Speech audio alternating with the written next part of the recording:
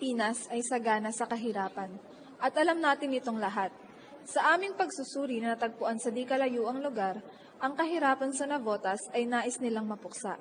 Kaya naman, nagkaroon ng demolasyon sa araw ng ika-13 ng Nobyembre 2015 kung saan ang mga residente ay inilipat sa Bulacan upang magsimula ng bagong pamumuhay.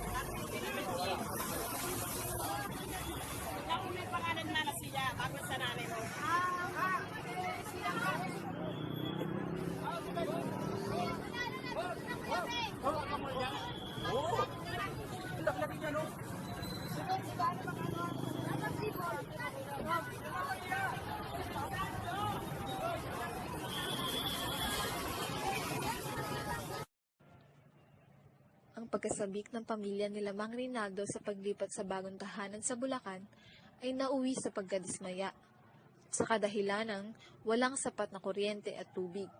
Ang tanging pamumuhay ng mag-asawa na pangingisda ay napalitan ng paggagawa ng sipit o clip-making wire. Ang isang sako ay kumikita lamang ng 36 pesos na kulang pa sa pambili ng bigas. Kaya naman, napipilitan si Mang Rinaldo na bumalik sa Navotas at ituloy ang pangingisda upang makaraos lamang sa araw-araw.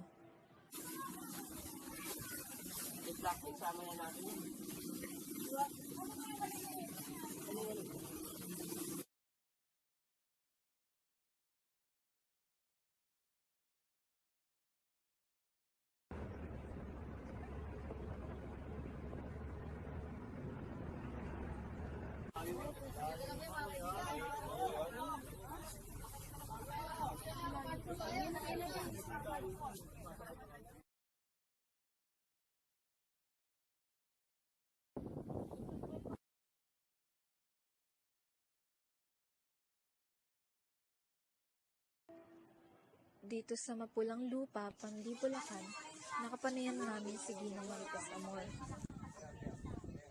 Ako nga pala si Marites Amor na 38 years old. Dati ako nakatira sa Navotas, bagong silang streets na sa Navotas.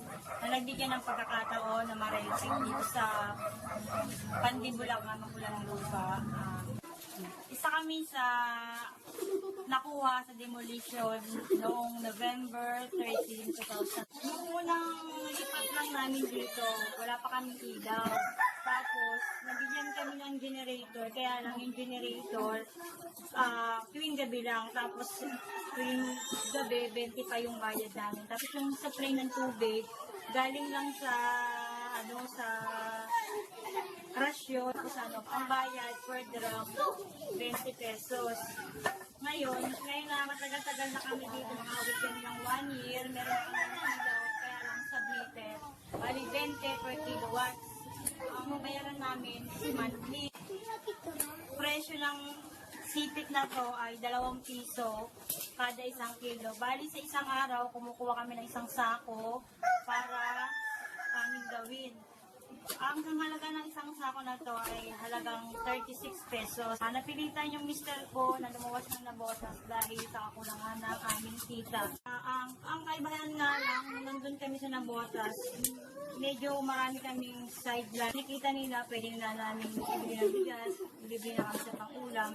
Ang kaibahan po dito sa Bulacan, dito, maganda nga ang bahay mo, pero medyo kapos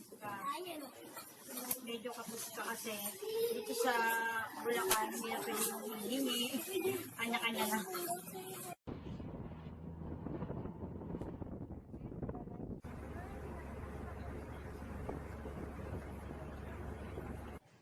pinagpasyahan naming bisitahin si Mang Reynaldo sa kanyang trabaho.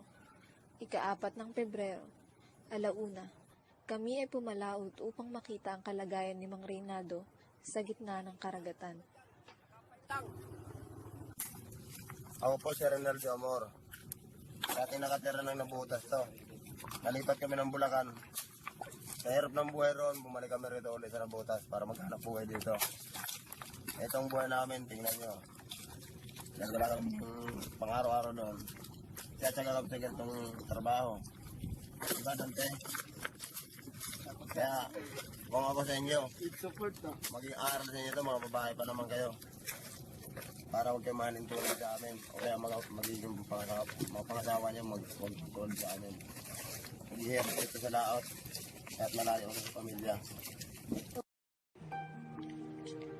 Sa huli, umaasa pa rin sila, Mang Reynaldo, na patuloy na umunlad ang kanilang pamumuhay. Sa pagkakataong ito, bilang mga magulang, walang kapaguran silang naghahanap buhay para sa magandang kinabukasan ng kanilang mga anak.